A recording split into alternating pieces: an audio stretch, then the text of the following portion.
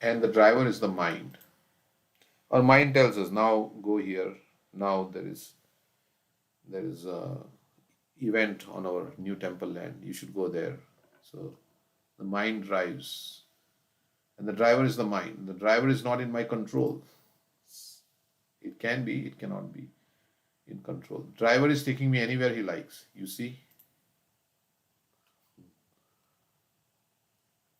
So the mind takes us. Now we are in a pig body. Now we are in a demigod body. Now we are so different places. Mind takes us. You see, I'm not able to drive. I've engaged one driver, which is called the mind, and this body is the car.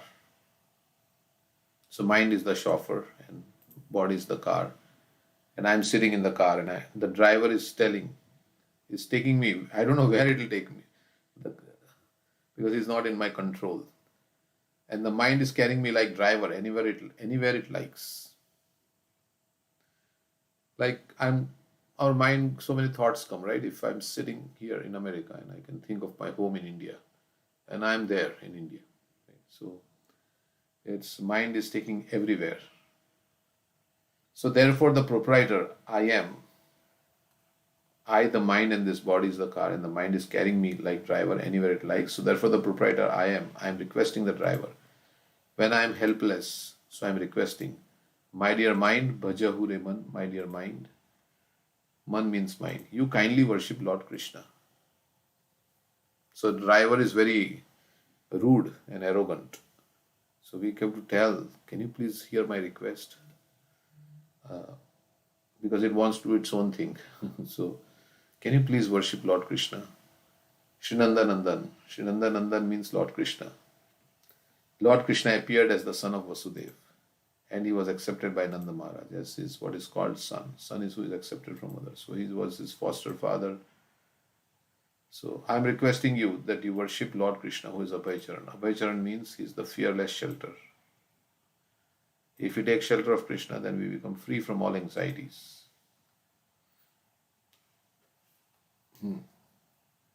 Because we become free from material desires.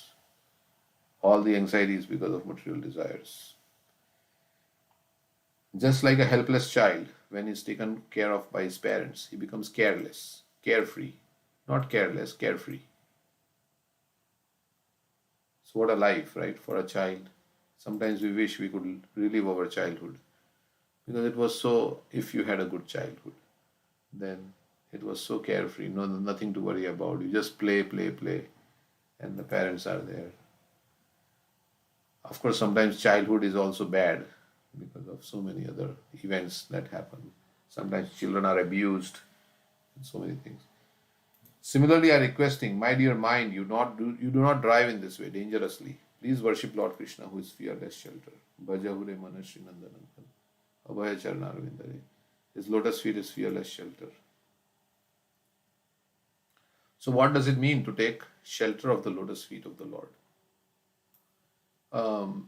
That means we have to surrender to the Lord. Surrender means abide by what He says. When you surrender to somebody, whatever they say, you do. But that is, sometimes it can be involuntary. But here, we voluntarily. And Krishna is saying, think of me, become my devotee, bow down to me, chant my holy name, offer your food to me, think of me. So like that. So we try to do what Krishna tells us to do. One who takes shelter, as the Lord says in Bhagavad Gita, Sarva Dharman Parityajya Mamekam Sharanam Vraja. Now either you say Krishna or you say super consciousness. Super consciousness is impersonal conception of Krishna, and Krishna is the personal conception of super consciousness. Because Krishna means he's not only super conscious, but he's supreme bliss and supreme knowledge. Supreme knowledge means super consciousness. Means his super consciousness means he knows everything. But his supreme bliss and supreme knowledge means super consciousness, and eternal supreme consciousness, supreme bliss. That is the definition of Krishna. Now then the devotee says that Durlava Manav Janma Satsange Tarohe Bhava Sindhure. Now this body, this human body is durlabh. Durlabh means very valuable. It is obtained after great struggle of existence. We have to come through so many species of life: aquatics, birds, trees, reptiles, beasts. There are so many, so many. There are 84 lakhs, means 8,400,000 species of life, and we have to pass through by gradual evolution. The theory is accepted by Darwin also, evolutionary theory. So this human body is very valuable. So he requests, my dear mind, mind of course, in the lower animal life, the mind is there also. Also mind is not developed, but they have got mind. In very lower animal living condition, the mind is not at all developed, but at least in animal life there is mind. Now the devotee requesting that this life, human form of life is very valuable. Don't waste it, don't waste it, but just to make your life successful in the association of saints and sages. Prabhupada, yes, saints and sages. So you should not make association with anybody else, but you make your association only with saints and sages and make your this valuable human form of life successful. Don't waste your time. You worship Lord Krishna with the help of saints and sages and make your life successful. That is requesting. Don't drive in this irresponsible way to put me in the ocean. And it is also requested. We are just like in the ocean of birth and death. This material cosmic situation is sometimes explained as the ocean, and these planets, they are explained as islands. And actually they are islands in the air. Just like we have got islands in the sea and ocean. Similarly, there are planets, islands in the air islands, so many planets. So he says, Durlabha Manav Janam Satsange Tarohe Bhava Sindhu. Bhava Sindhu. Bhava Sindhu, Sindhu means ocean, and Bhava means this. Bhava is also to become, and Bhava, in this ocean of birth and death, we are becoming so many things. Sometimes dog, sometimes cat. So this cosmic situation where birth and death is going on continually, one after another. So it is called Bhava Sagar, Bhava Sindhu. What are the other? Sansara. There are Sansara Sagar. So one after another. So you stop this business of repeated birth and death.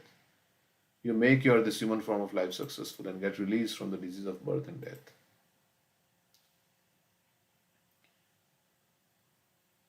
Birth and death is sort of disease for the living entities. It is not the normal condition. Due to our this abnormal engagement in this material body, we are put into birth and death. Otherwise, I am not subjected to birth and death. I am eternal, I am eternal. So he's requested that don't waste your time, my dear mind, because mind is taking me here and there. So he's requesting mind. So we should not, ideally we should not allow the mind to control us, but we should control the mind. So in the Bhagavad Gita, Krishna says, because we are higher than the mind, we can control the mind. Indriyani parani ahur indriyabhya param manaha manasastu para buddhir yo buddhe paratastu saha. He says, yeah, how mind, soul is higher, intelligence higher. It is very philosophical. This is concentration, requesting the mind. And the mind is such that, it makes us do things, so many things. And then the same mind says, why did you do this? Then we feel bad. Why did I do this? Why did I do that? The mind is like that. It's a rascal. Mind is rascal.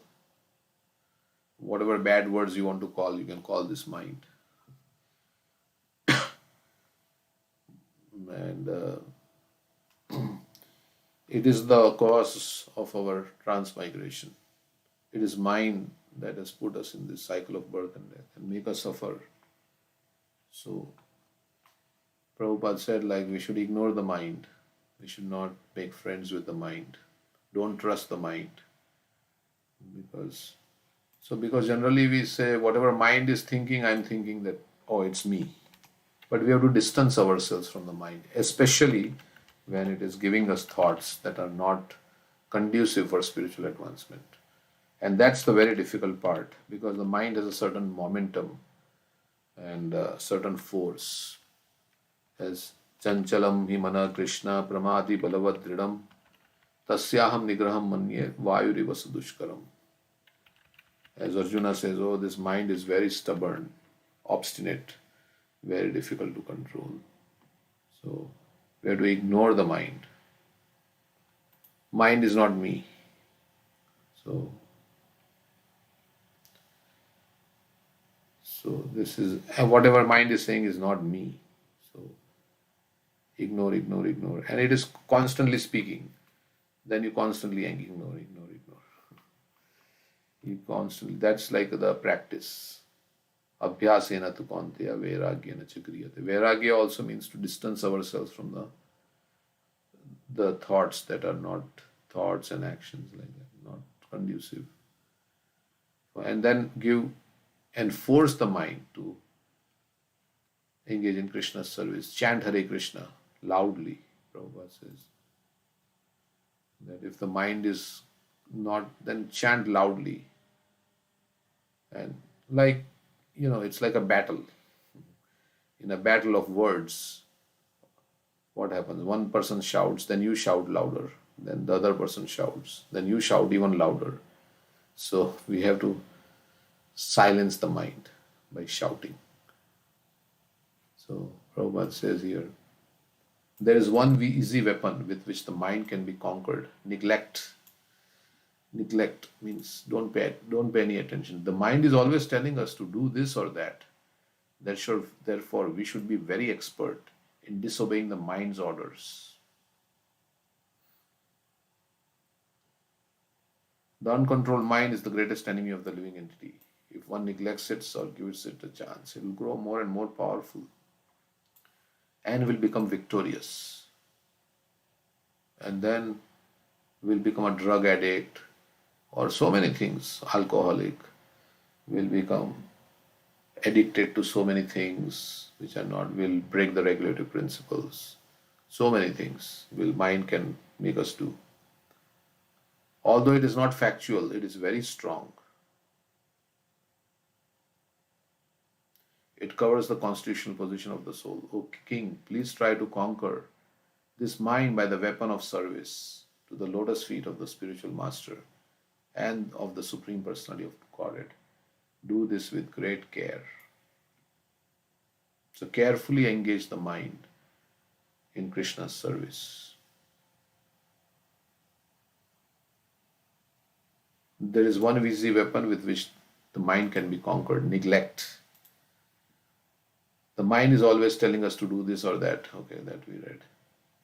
Gradually, the mind should be trained to obey the orders of the soul. It is not that one should obey the orders of the mind. Srila Bhaktisiddhanta Saraswati Thakur used to say, to control the mind, one should beat it with shoes many times, just after awakening and again before going to sleep. So you can tell bad words to the mind. Rascal, idiot, foolish, whatever bad words you want to tell the mind. In this way, one can control the mind. This is the instruction of all the Shastras. If one does not do so, one is doomed to follow the dictations of the mind. So that is one way. Another bona fide process is to abide strictly by the orders of the spiritual master. So not only keep chastising, but also then keep engaging. So in Krishna's service. So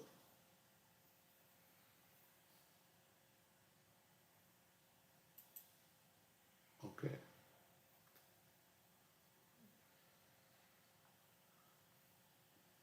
So anger can be also used in Krishna's service by becoming angry at our mind.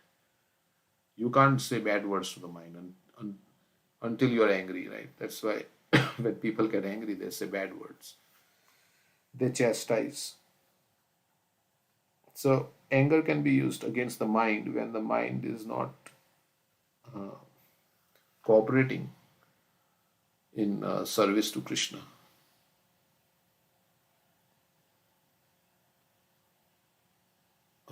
So here Prabhupada is saying to request the mind, please, please, like that. So sometimes Sam, Dam, Dand and Bhed. That's how you deal with an enemy. You try to make truce with the enemy. You request the enemy and try to become friends and make the enemy do what you want ultimately. Not just become friends means not what you like, what they like you to do. And nothing worse than danda. Danda means punishment. So sometimes it doesn't work, all these things. You only have to show the danda. So, how do you call devotion to the Lord? We worship Lord Krishna. Somebody is asking. Bhagavad Gita, it is said, Klesha adhikatarastesham avyakta asakta chetasam. Avyakta hi gatir dukkham dehavat bhiravapyate. That is the 12th chapter, 5th verse. If you take up impersonal, simply consciousness, then you have to pass through difficult process. But if you accept the symbol, Krishna, the symbol of Krishna consciousness, then it will be easier for you. Okay, so like that.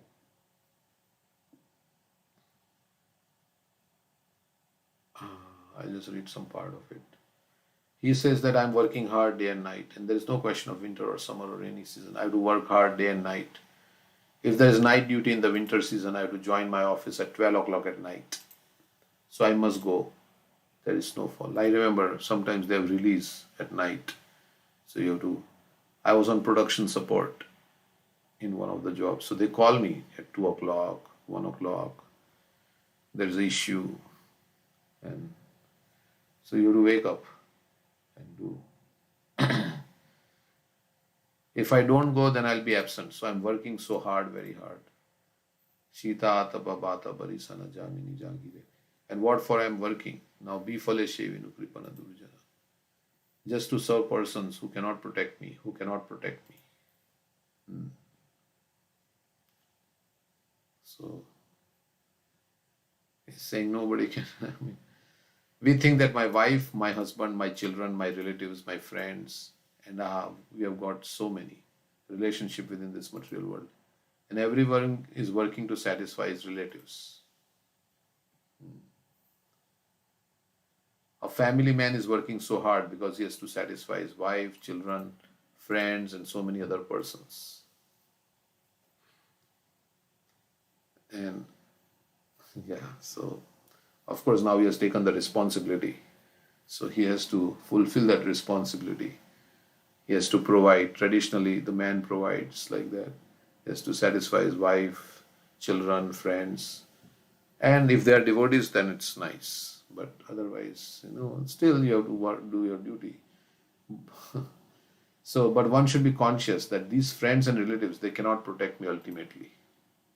So when our family member has some sickness, we can't protect them, we can't cure them.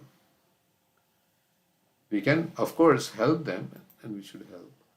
But can we really take care of them? I mean, can we really make them free from disease? No.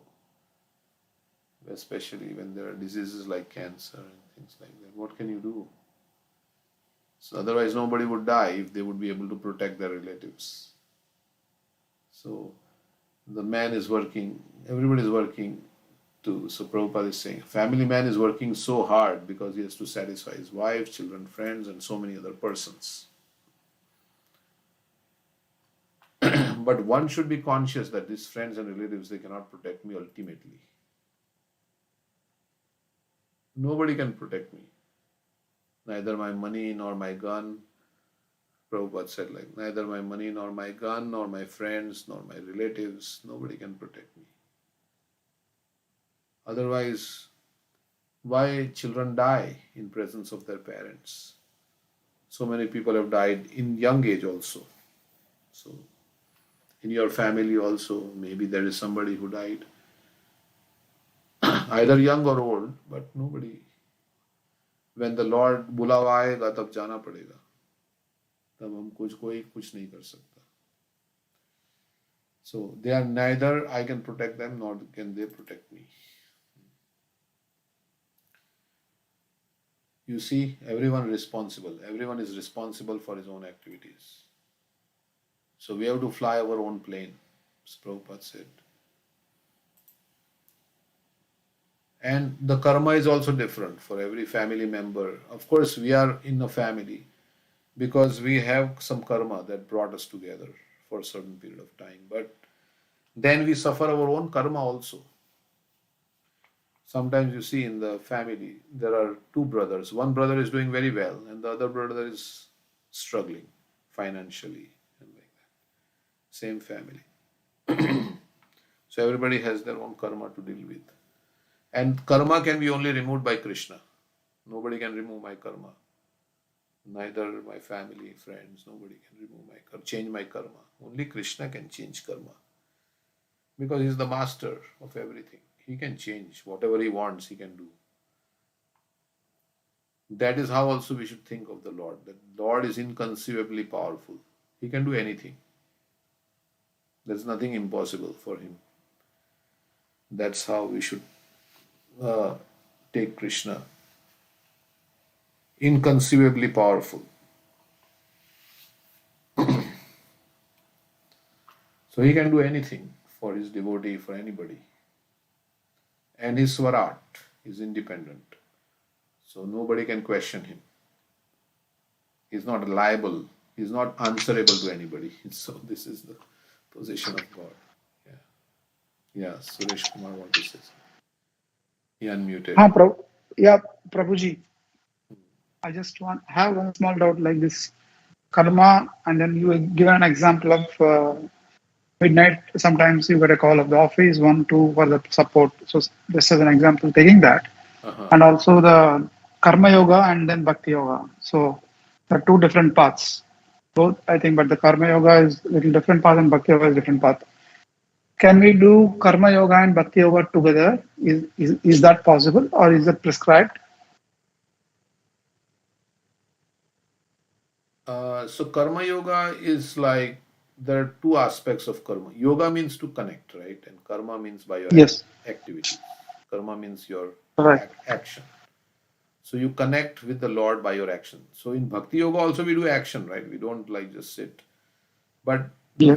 the way it is described is karma yoga means you have certain desires that, okay, I want to do business.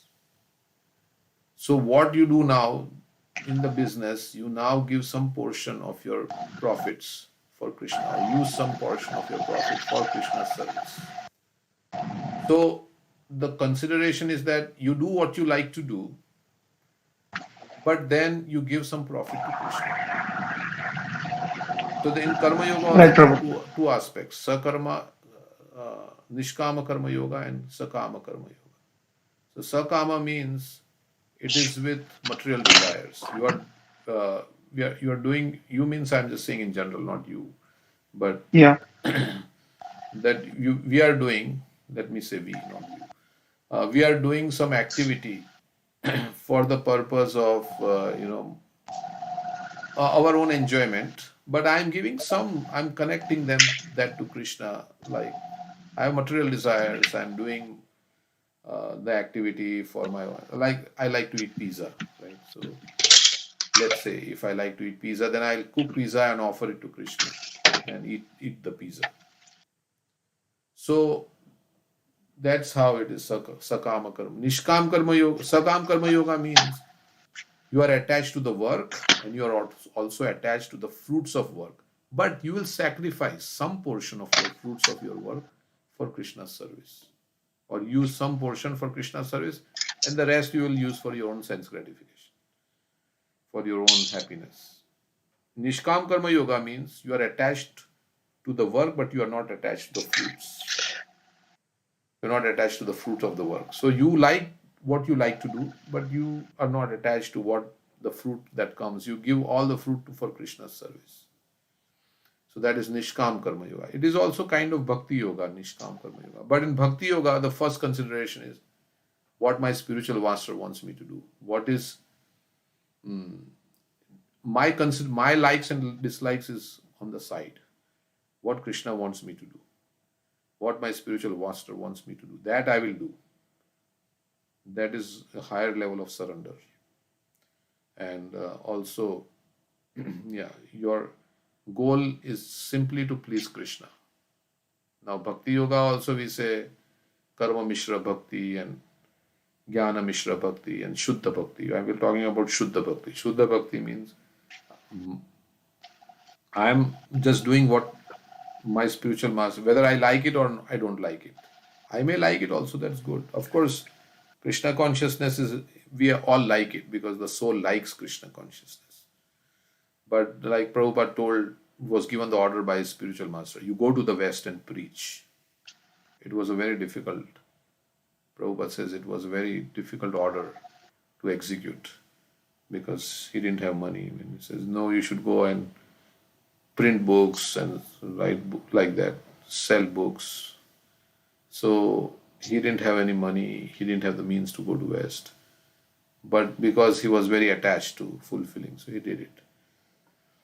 Right.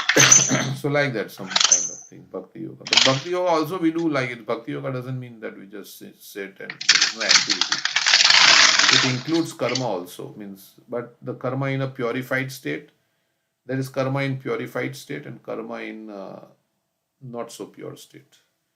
So that's also there in Got it, conscious. Prabhu. Yeah. That's But in anybody the else Bhakti also. Yoga also, we try to do that Navavida Bhakti, 9 ways of doing, and then all those things. So basically, my query was like definitely without having the karma. So all the actions we should do towards the Krishna being as a center.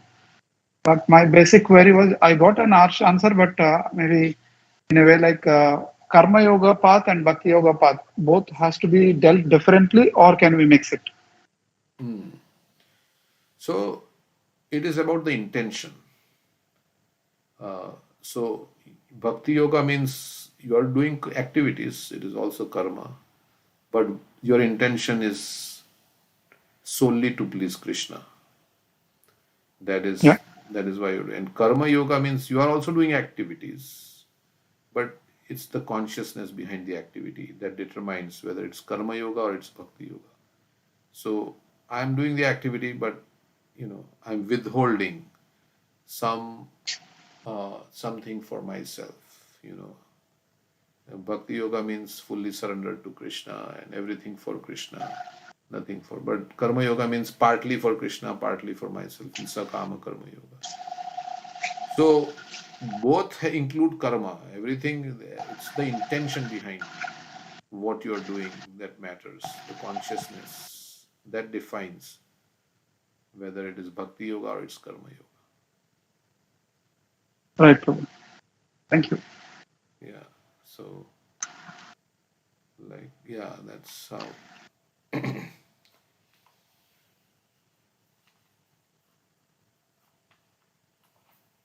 Externally, it may look the same activity, but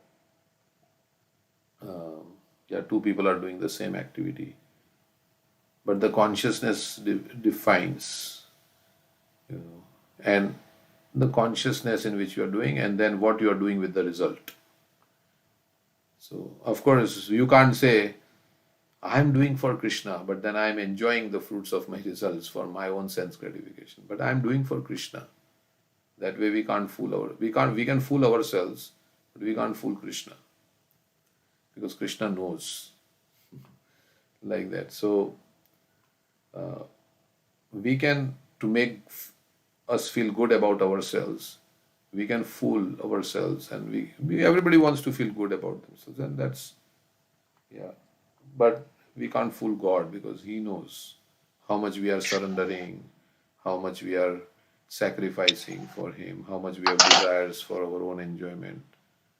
And that's why Krishna does not give pure bhakti, because we have dhan kapat, we have what kapat, bal kapat, dhan kapat, bal kapat, and prem cup. prem kapat. So kapat means cheating. So dhan kapat means, yeah, I have dhan, I'm giving like $100 and I'm keeping like $500,000 or $10,000 for myself. And of course, giving means also using. So dhan kapat. So you can't cheat Krishna. You want, I will give everything to my family, but nothing to Krishna. So Krishna also knows, oh, you're just, because your family can enjoy. And if they're devotees, then it's okay. But then, so dhan kapat, bal kapat means we are not using all our energy for Krishna's service. We are using all our energy. Those who want to enjoy the fruits of their works are, what does Krishna say? They are called those who want to enjoy Miser. miser, kripana. So we are attached to our fruits. Dhan kapat, bal kapat, and then prem kapat. Prema Kapila. Prem kapat. And so Swayam Bhagwan Keshav Maharaj was saying, and then Priti Mataji reminded us of that. Okay, so like that, as long as there is kapat in the heart, you can't get. I mean, it is Krishna will not give himself to you because he knows you're not surrendering. So they say you can fool everybody in this world, but you can't fool Krishna because he's God. You can't fool him. So I'm saying about ourselves, not anybody else. I'm saying about myself. So we have to be very genuine in our heart. And so like Okay, Prabhu. yeah. And genuinity doesn't come in overnight. Like it's like anarthas are there. That's why we are not genuine. So so many anarthas are there. So the genuinity will not come until those anarthas are gone. And to get rid of the anarthas, it's not like an overnight, suddenly it can happen. Although it can happen, but generally it doesn't happen like that. Or anarthas, and because our conditioning is last for so many lifetimes, we are in this material world. So it doesn't go immediately. Generally, although we can give it immediately, like spiritual life, there is no like thing that you have to. Prabhupada said like that, right? That famous. You can surrender to Krishna in a moment. Let me. That's nice video. Let me play it. Somebody put this video.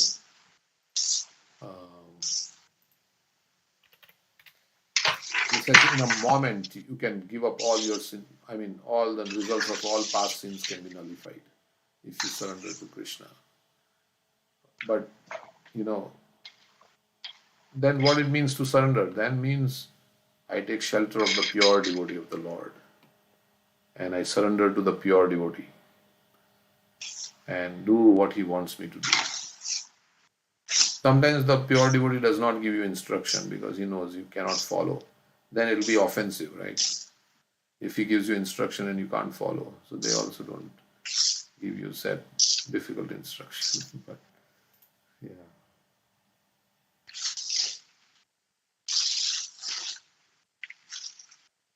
So let's see here. How long it takes to purify oneself.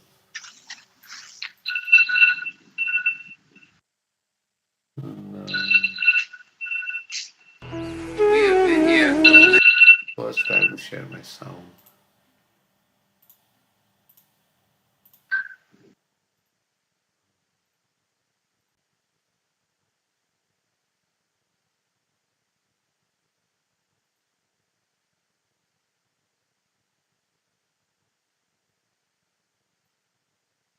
We have been here for many lifetimes performing sinful activities.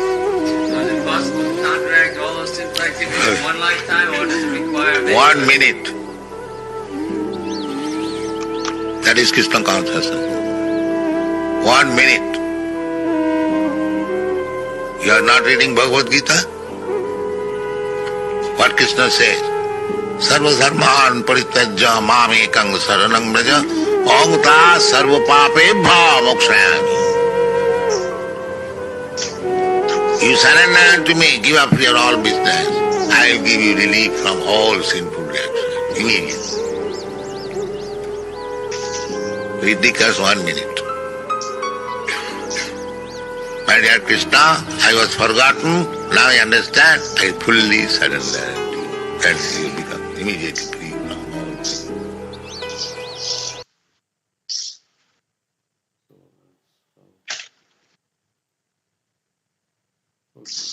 But yeah. And Krishna will take care if I surrender to him. That's the other aspect, because sometimes we feel if I surrender, who will take care of me? Well, God will take care. God is saying, I will take care of you. Don't worry. So,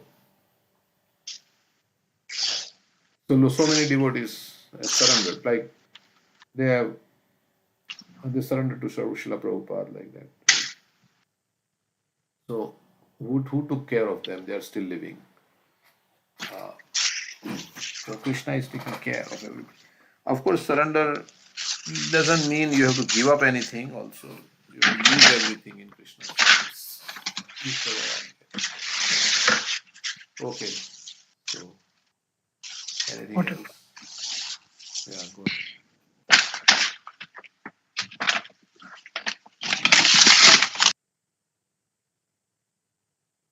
Yeah, go ahead now. Yeah, yes, bro. I was hearing lecture of at that same lecture that Keshav Swami was saying that in this world, if someone if desires never be satisfied, one cannot satisfied if one has a uncontrolled senses or desires, tuspure nalinacha, right? So one poet was saying that if cloud turns into paper and rain becomes an ink, but still a materialist people can't write all the desires.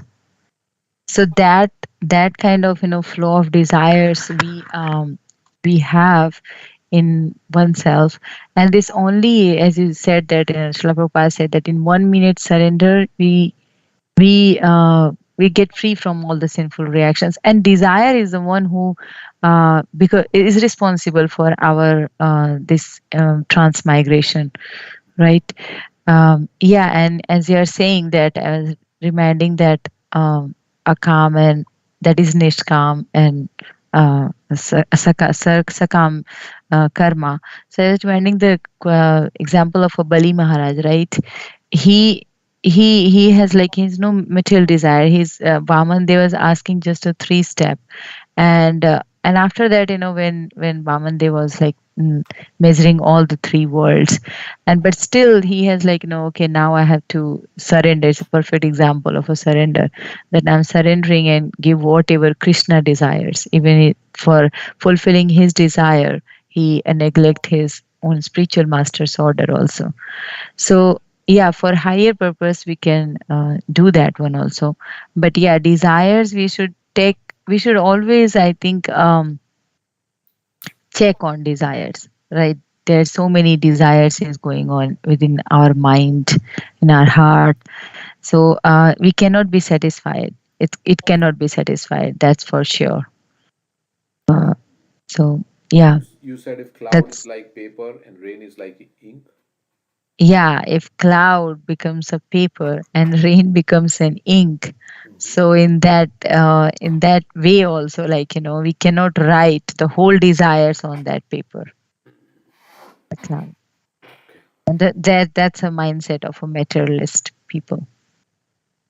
So Prabhupada says we cannot give up desires because we are living entities. We are not dead stone. But we have to give up material desires. So that's desire is the function of the soul. We can't give up desires. We are not dead stone. But those desires, in pure state, we have all only spiritual desires. And they have so many desires. In spiritual, there are so many, just like in material life, there are so many desires, as you were saying. You cannot, there's one after another. So in spiritual life also, Prabhupada had so many desires. How to spread Krishna consciousness. Maybe we'll build a temple here, we will do this Harinam there, we'll do this, that, we'll worship Krishna, we'll talk about Krishna, give classes, so many things. So we chant Hare Krishna. So they have so many desires. So both have desires. Spiritualist and materialist have both desires, an infinite number of desires. But the objective is different. So material desires means I'm wanting to be happy independent of Krishna. And spiritual desire means, yeah. So the project of becoming happy independently will give frustration. So that's Sometimes people say, yeah, I'm happy, I'm not worshipping God or anything, but I'm happy. How can you say I'm not happy? I'm happy. Yeah, so that's okay. Yeah, they may be happy. I mean, even if you do wrong things, you can be happy also, right? So that's also, doing wrong things can also give you happiness, right? If you cheat somebody and get a lot of money, and then you feel happiness. Oh my, so much money is there in my bank, but you cheated somebody, but you are feeling happy, or whatever. So, but that happiness is not real happiness, because they will have to get reaction for that. So temporarily it feels like happiness, but then later on it will give you misery, because the karma will act, right? The law of karma will act unless you become a devotee. So, Prabhupada, stool or ashes? How is it? Okay, let me see what it's saying. Everyone is responsible for his own activities. Besides that, now supposing I'm constructing a high building, skyscraper, just like you have got very good experience in this country. If somebody asks me, why are you building so high building? What is the reason? And if I answer, just to set fire in it, then the man will laugh. You simply for setting fire, you are spending so much money and building this high building for setting fire. Yes. So this sort of answer is just like in our present activities. Now, of course, you take the dead bodies to the crematorium, and I mean to say you put it in the grave. But in India, there is a graveyard for Mohammedans and Christians, but the Hindus, they burn the dead body. They burn the dead body. You see, in the Bhagavad also, these three systems are recorded. The ultimate transformation of the body will be either ashes, stool, or earth. So that means, what is it? The skyscraper and the fire. So somebody will think you're crazy. You're building the skyscraper to set fire in it? Then why are you building this big skyscraper? If you want to set fire in it. Similarly, our body also will burn one day on the funeral pyre. So why you are working so hard for this body? Like that, something like that. Prabhupada is making an analogy that all the energy you are putting in this body, and so it will burn one day. Stool or ashes, how is it now? Because after death, persons who burn the dead body, that is turned into ashes. This body, this beautiful body, will be turned into ashes. And those who bury in the graveyard, that will turn into earth. So don't disturb yourself, that is the air. If you bury in the ground, gradually the body will turn into earth. I think this is a thing okay, it's in New York. Okay, so he's speaking in New York. And according to Iranian system, the body is thrown to vultures. They eat it. So that will be turned into stool, animal stool. You see. And this body is the source of various disease, and it will give you a lot of pain. Ashesha rujam virohaha kutra shisha shuti shuka mrigatishni rupa ashesha rujam virohaha. How does this sound? Kutra shisha shuti shuka mrigatishni rupa ashesha rujam viroha. So like that. So this is how Kutra Shishashruti Shukam Kvedam Kalevaram Shesharujam Viroha. Kalevar means the body. Shesharujam. Rujam means disease. Ashesha, it is source of various disease. And Nirvidyate Natu Jano Yadapiti Vidvan. Those who are learned, they know this. But they still aspire for temporary happiness. Kamanalam madhulavai shamayan durapai. Prahlad Maharaj saying this. Happiness is very difficult to obtain, but because they are unable to control their senses, they run after the so-called happiness of the material world and never come to the right conclusion. Prabhupada. So, madhulavai, that is the drops of honey. there are some few drops of honey. So, as Prabhupada was saying yesterday about sex desire, some little drops of happiness, and that's why they are working so hard for this little happiness. So, like that. That's all right. But for simply material comforts, you should devote time more. You should not devote time. So, here, let's see. And according to, so everyone knows that everyone will die. Still, we are working so hard. Nobody is going to escape here, out of here alive. So everybody, so we are still working so hard. We are making our bank balance. We are just making will and papers just to give protection to our family, to our children, and there is no time. Everyone is very busy, but it does not see that all this what I am doing, all this body, ultimately become either ash or animal stool or turn into earth. So why I'm taking so much trouble? So if I'm going to lose everything one day, then why am I taking so much trouble to build it up? Therefore, the revealed scriptures advise that you have to maintain your body. That's all right. But for simply material comforts, you should not devote time more than it is absolutely required.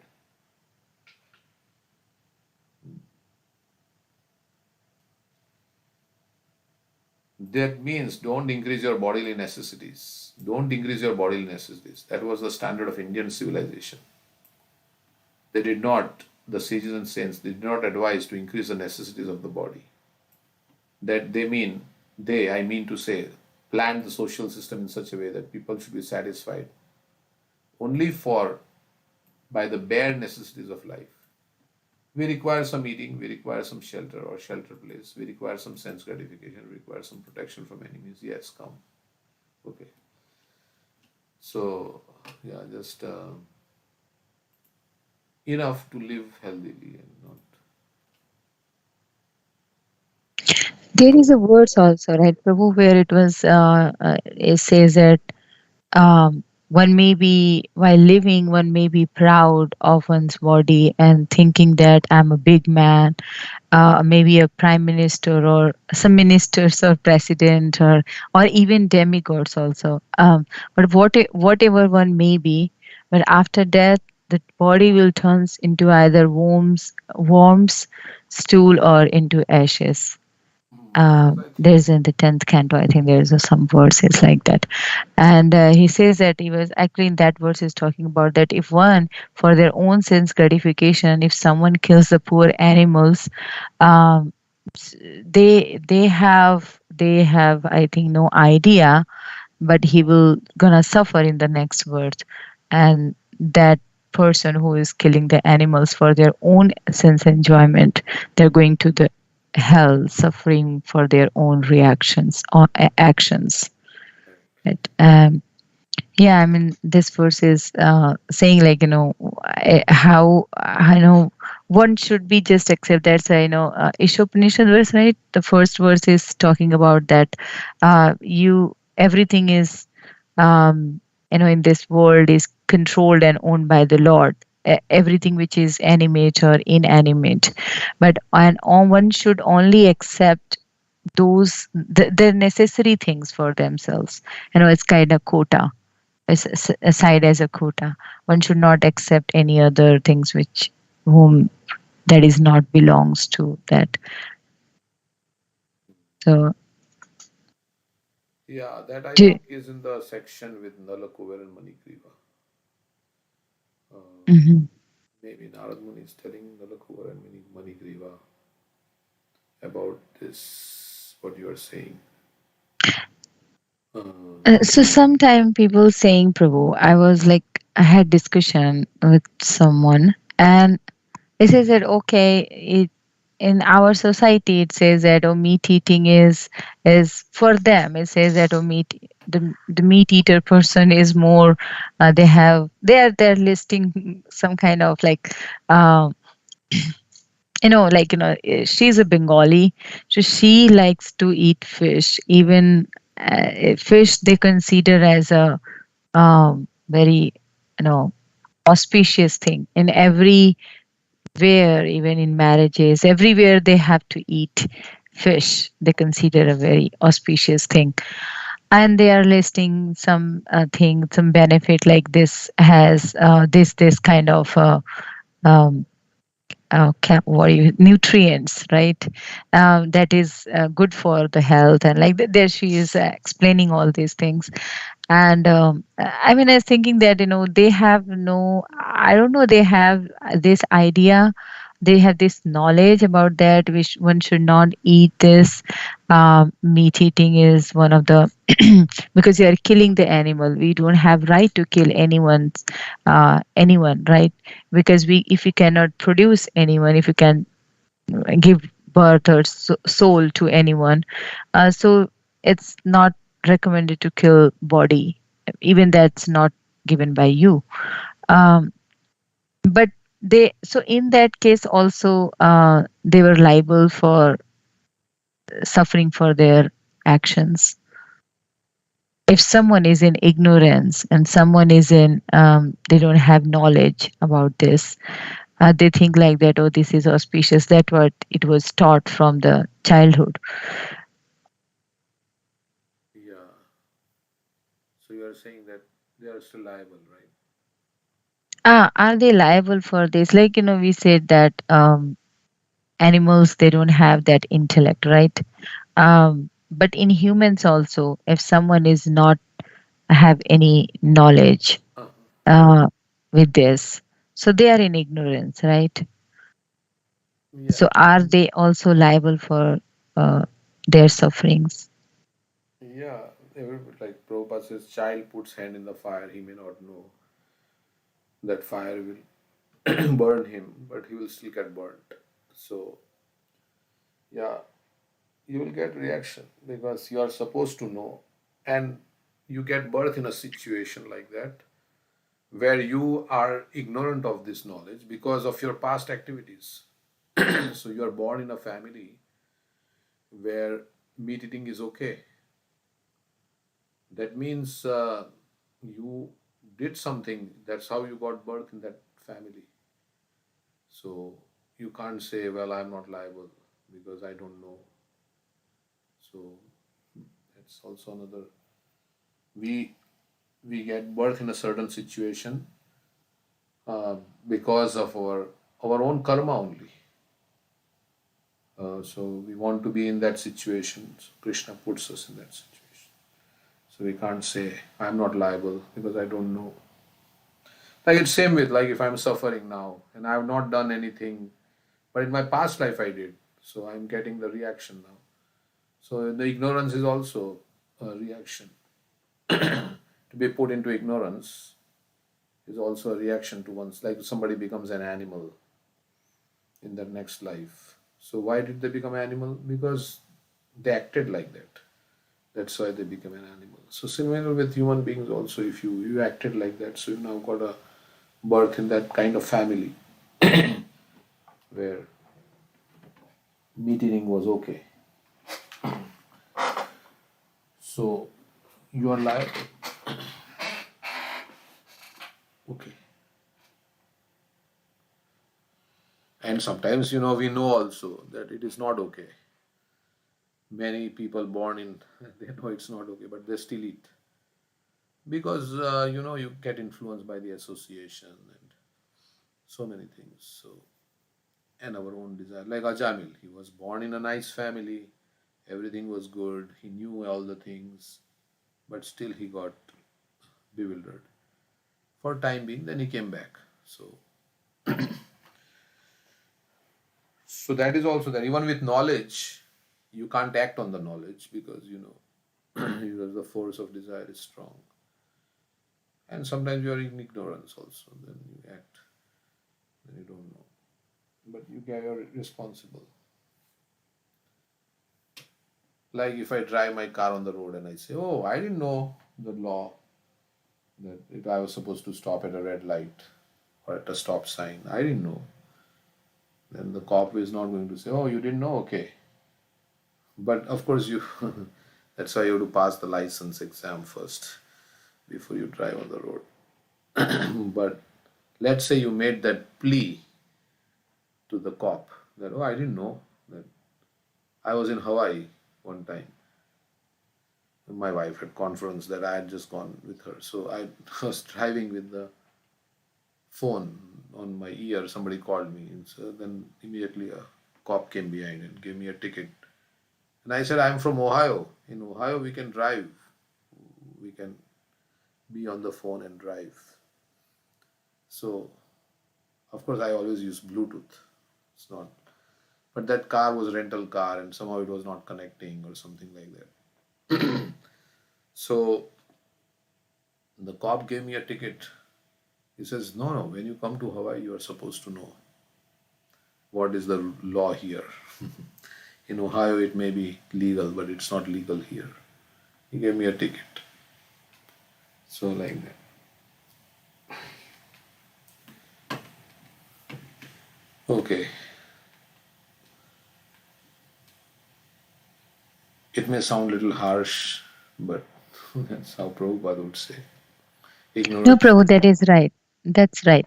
That you are saying right. It's our responsibility to know things well. Yeah. That is also our responsibility. And sometimes also we don't take part to know that. Because in also there are many people we are talking about Krishna. Here I have my experience like that. We talk about Krishna. We call them many times and you do thanks, but but nobody has showing their inclination and like that. So it's all when Krishna wants, and they are still eating everything. I mean, I think they are just leaving the humans. Otherwise, they're eating every single thing. So after So knowing they are, also, yes, Mataji. yeah. So the thing is that when we live in the material world, we go and seek different kinds of knowledge, right? Material knowledge, which is not really what we should be doing.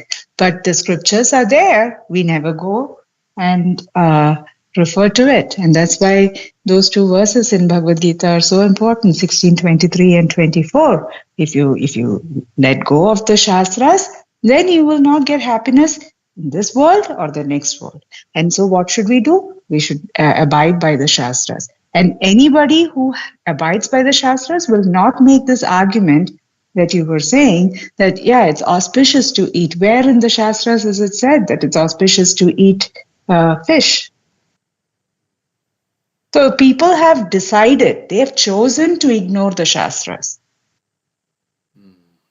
Correct. And this knowledge that fish is nutritious is coming from some mundane literature. So they've made their choice to go and read that literature versus reading the shastras. They have more faith in scientists than in, or what the science, the people are saying, than in Bhagavad Gita. So, or other scriptures, right? So they feel like, yeah, these scientists are saying is the correct thing. Because they will say, yeah, you need vitamin B12. And many vegetarians, they tell that, oh, we are deficient in vitamin B12, which you get from fish oil and all these things. So you should, that's why we are eating fish, because that's what they tell. Yeah, if you consult an Ayurvedic physician, he will tell you will get vitamin B12 from parboiled rice. He will not tell you to go and eat fish.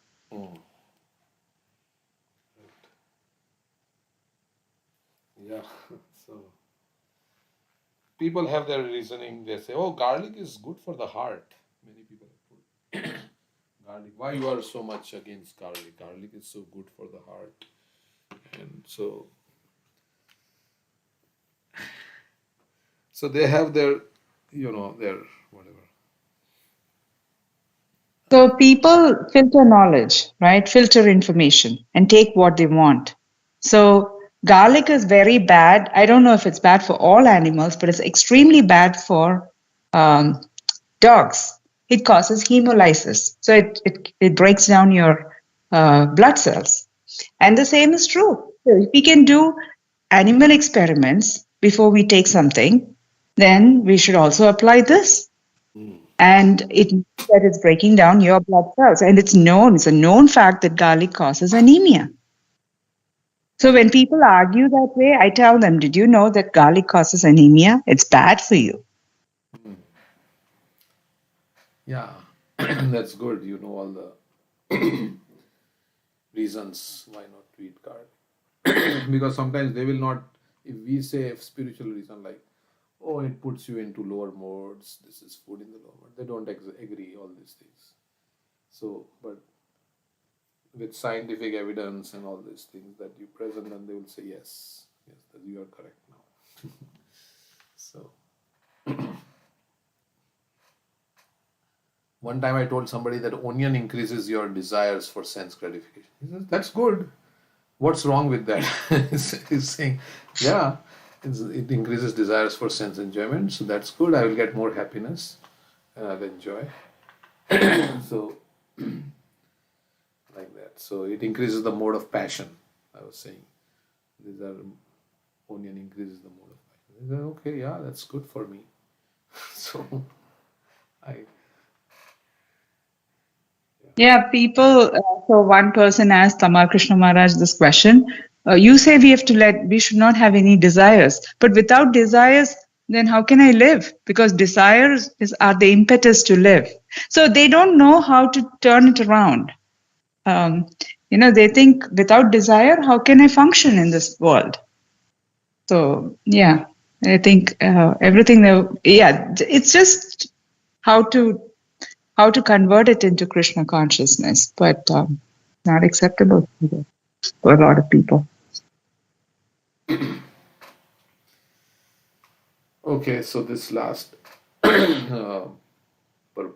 Let's see what Prabhupada says.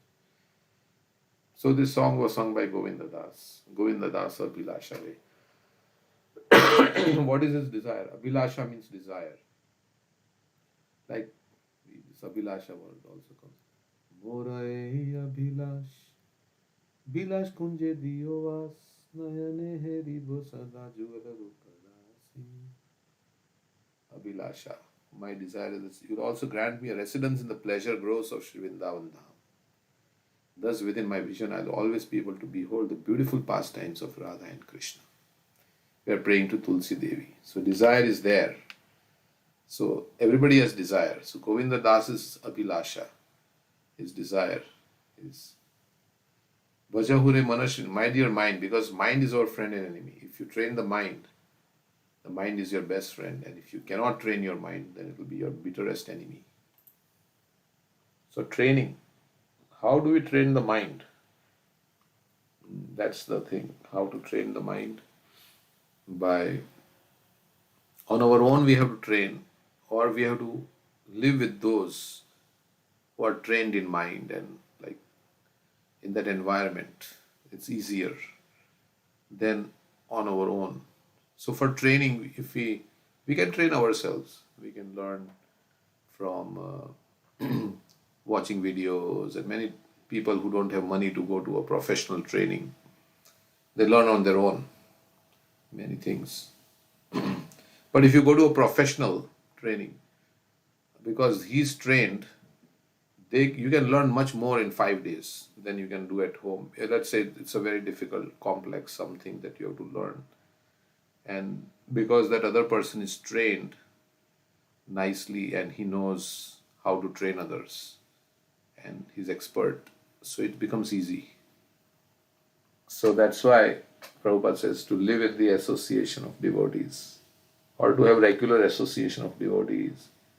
And Brahmachari Gurukule, what is that? Vasandanta Gurur Hitam. So it is said that from the beginning of life there is this training where in the Gurukul the children trained how to control the senses, how to become subservient to the Guru, like that. So that training we didn't get, or those who didn't get. So that's why it's difficult now, because we may have been trained in a wrong way, in the material consciousness. So, but we have to start training the mind from whenever we feel that it's needed. Whenever we feel it's urgency. Better late than never. So we have to start training the mind. So, Prabhuji, there's also the saying, right? The wise man learns from others' mistakes and the fool learns from his own mistakes. So, our shastras, our gurus, they tell us if you do this, if you do a wrong thing, what can go wrong, right? So, you were mentioning about if we learn from a professional, what are the advantages? If we learn on our own, we'll have to make those mistakes and then learn. But the professionals tell us if you do this, this will happen, so don't do this. Similarly, if we go to the Shastras, Guru Sadhu Shastra, it not only tells us what to do, but what not to do. And actually, our Shastras tell us more about what not to do than what to do. So that is the advantage. Correct. Yeah. So they say experience is the best teacher, but only fools learn from it. Means you don't have to experience the misery. Of course, yeah, because we have made mistakes, and can say for myself, and then you learn from those mistakes. But through that, you have to go through some suffering. Yeah, after learning through that mistake. But if you really like from the beginning, and sometimes the more it's also tied to faith. So if you have faith in the Shastra, Shastra says don't do this, and you accept it. Yes, it's not good for me because Shastra is saying. But sometimes what happens, we think, no, I'm not like going to accept it, or I will not make that mistake, or I will not do this, or I will. So I'm more purified and I'm more advanced. So like that. So then that's then we make the mistake, and then we learn, and then we have to go through some suffering. So whatever it may be, like that. So to controlling also we need a spiritual strength, right? Because there are many times we cannot control the our thoughts. It's nagging. Sometimes it happens. It nagging all the time. We try to engage oneself in other activities, try to forget all these, but I mean, I feel like that this is also it's difficult when you are going through some situation which is unfavorable, right? So, I mean, the sixth chapter also, in purport, they say that the easiest way to control the mind, as suggested by Chaitanya Mahaprabhu, that is chanting the Hare Krishna. There is a great mantra for deliverance in all humility, right? So, yeah, I mean, that situation where mind is, if something is especially happens, our mind is nagging something. If you notice that, if something happens which is uncontrolled to you, right? If something, maybe if something happens to me, and that my mind is keep thinking or keep nagging about that incident or event or something or person, that is not in my control. Basically, if I look deeper, then that is not in my control, and that's why my mind is keep trying to figure out. So, and in that situation, if I try to move or engage my mind to some other activities, but still my mind is pushing me on that situation. So, I mean, that thing brings a humility, because that is not in my control, either a person, either his behavior, or any situation or any activity or any event. So I'll take a humble position. As you said that we took a shelter. If a tornado or a hurricane or something comes up, then we took shelter, right? We're not trying to say that, oh, I can do it. I'm very strong. I can deal with that. No, I just take shelter because I know that I'm weaker. So yeah, it's in all humility, just pray to the Lord. Lord, I can do this, and my mind is, of course you can understand my situation, but please try to take me out from this situation. So it's kind of humility also comes up. That's what I'm thinking, that know how we can control. Sometimes controlling is very, very difficult. As for I'm talking about myself. Yeah, So we need a spiritual strength, and that will come with the chanting, right? Yeah, thoughts and desires, they just come like it's without our doing anything, they're just like it's coming. So, yeah, we have to, every time it comes, we have to take yato yato nischalati manaschanchalam astiram tatas tato niyamita atmani vasham nahe. Krishna says, yes, whenever the mind is wandering, the thoughts, then bring it back. We try, we do effort, and still it is not going. So, what to do? Then that makes us humble. That Krishna, I'm completely helpless. That I'm completely helpless. You please help. So that's where, we can chant in that, we can cry in that way. Like, Krishna, I'm completely helpless. So things have happened to me, and or I have done things, whatever it may be. So that's completely, I'm helpless in this situation. You please help. Okay, so and it keeps us humble also, right? If we made mistakes, then it keeps us humble. That I'm not so after all. I'm also fallible. Otherwise, the pure devotee syndrome comes. PDS. I'm pure devotee. So Krishna, like Indra made a mistake, so he was rectified by Krishna. So then we remain humble, and but of course Indra again he forgot, right? So that's what happens. We make mistakes, we learn for the time being, then we again forget, and again we do the same mistake. So I think Satswarup Maharaj asked Prabhupada, is there a time in spiritual life, he was saying, when one does not fall down, or there is a book by Satswarup Maharaj, Obstacles on the Path of Devotional Service.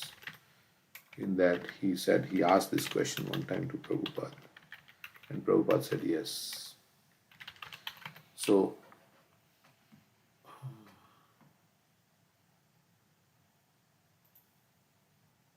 let's see if I can.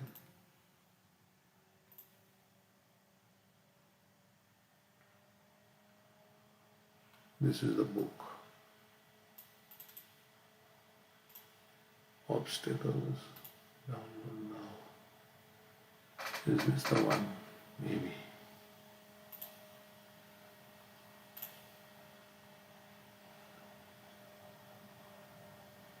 Will it download? I don't know. It will download.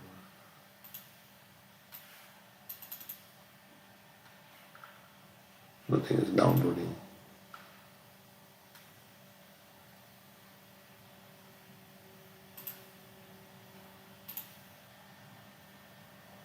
But yeah, there is a stage in like spiritual life where when we become advanced, then like Yamunacharya also says, whenever thoughts of sense gratification come to my mind. So he is very advanced, but still he's saying, when the thoughts come, then I just turn away. And because he's experiencing very great happiness in bhakti.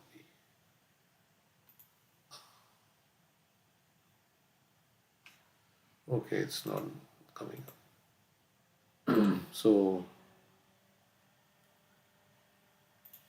only by Krishna's mercy we can forget. There is also, like, we say forgetfulness. So Krishna only gives forgetfulness of past traumatic events in our life. So, like we have forgotten our past life, or death, and all the trauma. So,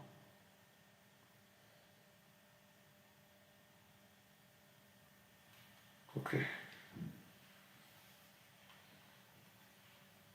So mind your mind, you just be engaged in devotional service of Nandanandan. Sometimes good memory has also its negative side, because any experiences and things that are not so nice, that we keep remembering because you have good memory. Good memory is good, but it is also bad because those experiences we can't forget. Even it happened many, many years ago. So, so Govinda Das is expressing his desire. My dear mind, just you just be engaged in devotional service of Nandanandan. Okay. Samashitaye padapallavaplavam mahat padam punyo yasho murari bhavambudirvatsa padam param padam padam padam yadvipadam natesham. This is Bhagavad Darshan. Padam padam yadvipadam. Bhagavad Darshan. This material world, padam padam, means step by step there is danger. So one who takes shelter. So if you want to make spiritual advancement, I often think that we have to see that this is my last year, my last 2 years, or whatever, something like that. We have to think like that. Or last day may be not so easy to think. Today is my last day of life. That also, but my time is very short, and I really have to become Krishna conscious before I give up this body. So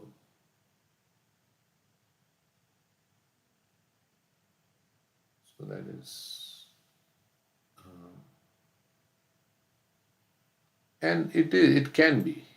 They say you should always think that today is your last day because one day you will be right. So, of course, then we may think, well, how can I continue with my material life? And I may not die also today. So, but I have to do my things and I have to take care of my things. But really, if you are on the verge of living, does it matter to you when you have some disease and your death is round the corner? At that time, does it matter whether somebody, how much money you have in the bank, or how much somebody told you something, or this and that? It doesn't really matter because you are going to go away from this situation. When you are going to depart from this situation, nothing of this life will matter. What you are thinking very important.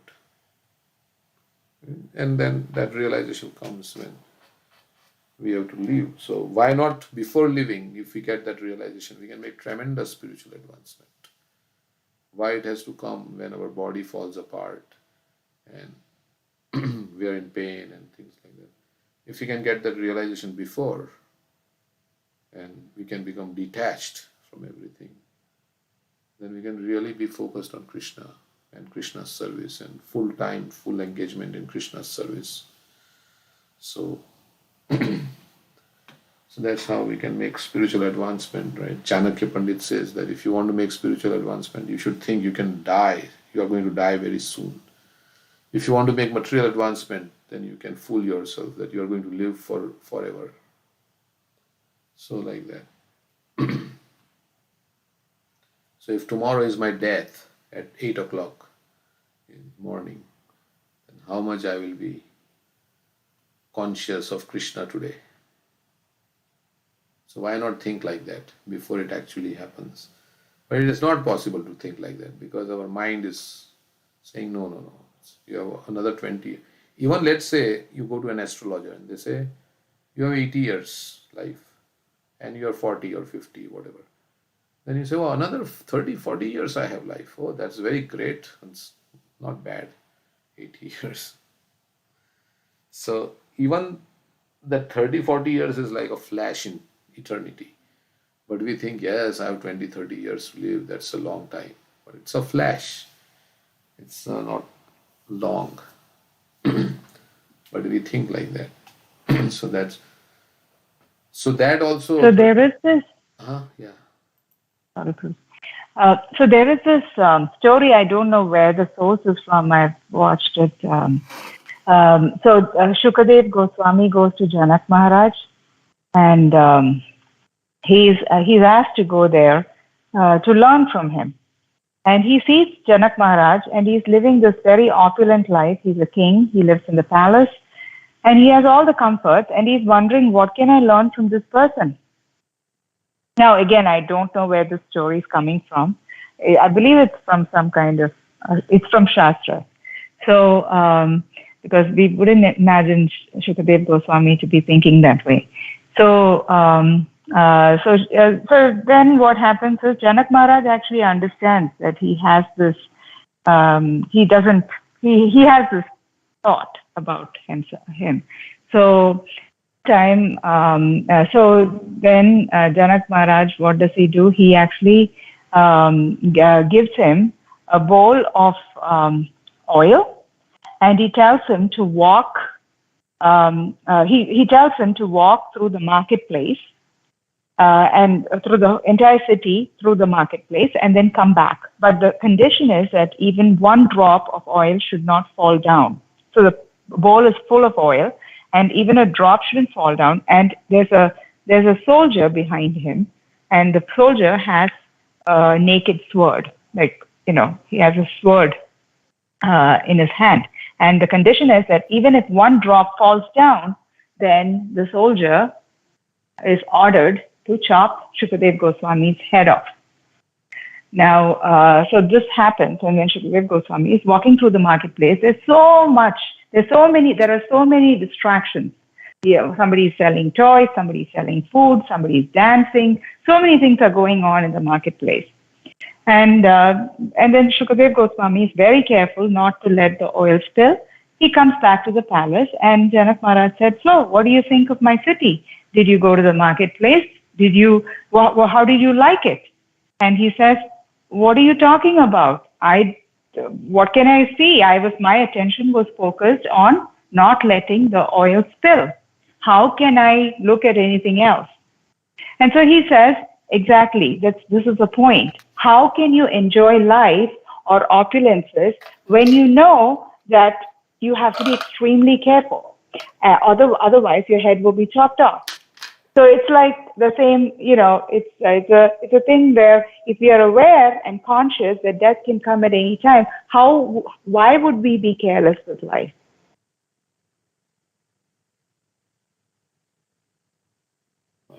Yeah.